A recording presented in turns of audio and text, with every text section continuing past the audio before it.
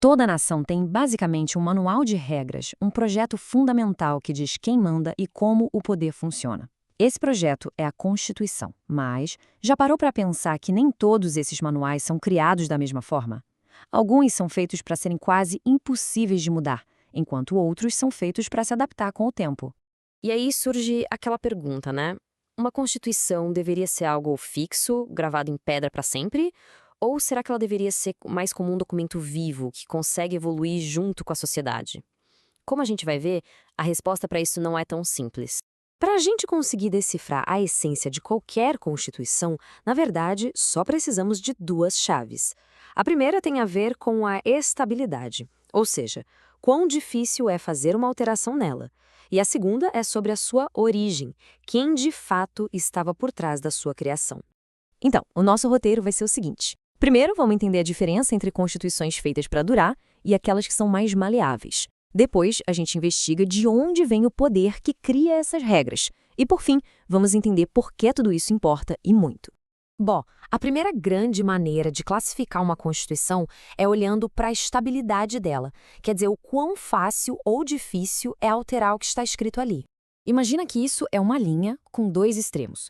De um lado estão as constituições rígidas. Elas são como a fundação de um prédio, sabe? Feitas para serem super sólidas e permanentes.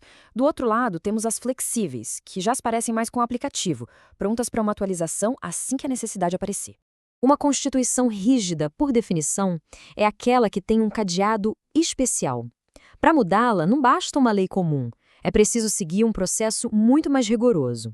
A ideia é justamente proteger os pilares do país de mudanças repentinas. A Constituição dos Estados Unidos e a nossa, a do Brasil de 88, são exemplos perfeitos disso. E para ter uma ideia dessa rigidez, olha o caso do Brasil. Mudar a Constituição aqui, bom, não é nada simples. Precisa de uma aprovação gigante, de 3/5 dos parlamentares.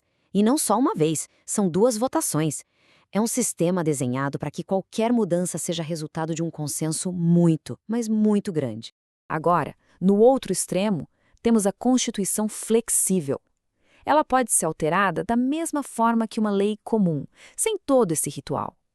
O Reino Unido é o exemplo clássico. Lá nem existe um documento único, e o parlamento pode mudar as regras do jogo com a mesma facilidade que aprova qualquer outra lei. É claro que entre esses dois extremos existem os meio-termos. As constituições semi-rígidas, como a da França, têm algumas partes mais fáceis de mudar e outras mais difíceis. Existem também casos raríssimos de constituições imutáveis, que simplesmente não podem ser alteradas, e as transitórias, que podem ter regras de mudança que valem só por um tempo. Certo, agora vamos para a nossa segunda grande pergunta, a origem. De onde vem a autoridade de uma Constituição? E essa resposta, olha, ela revela muito sobre a verdadeira natureza de um governo. A gente pode pensar em basicamente 3 caminhos para uma Constituição nascer. Ela pode ser promulgada, ou seja, criada pelo povo, pode ser outorgada, quando é imposta por um governante, ou pode ser cesarista, que é o modelo híbrido onde um líder a escreve, mas o povo vota para aprovar. As constituições promulgadas são, sem dúvida, as mais democráticas. Elas nascem da vontade do povo, seja por meio de uma Assembleia Constituinte eleita, como foi o caso do Brasil em 88, ou por representantes eleitos, como aconteceu lá nos Estados Unidos em 1787. Já as outorgadas são o completo oposto. Elas vêm de cima para baixo. Um rei ou um ditador simplesmente decide e impõe as regras ao povo, sem nenhum tipo de consulta ou participação.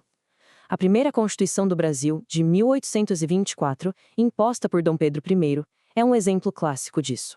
E aí tem esse modelo bem curioso, o cesarista. A jogada aqui é a seguinte: um líder autoritário cria as regras sozinho, mas depois ele apresenta o texto pronto para o povo votar e aprovar. É uma forma de buscar uma legitimidade popular para um processo que, na sua essência, foi bem autoritário. Tá, mas e daí? Por que ficar separando as constituições nessas caixinhas? É que a combinação entre a estabilidade e a origem define, no fundo, como é a relação de poder entre um governo e as pessoas que ele governam. E isso tudo nos leva à grande pergunta, não é?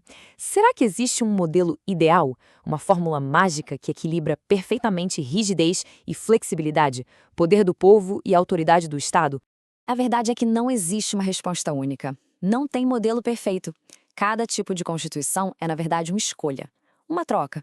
Um país pode escolher mais estabilidade, mas corre o risco de ficar engessado. Ou pode escolher mais flexibilidade e arriscar a instabilidade.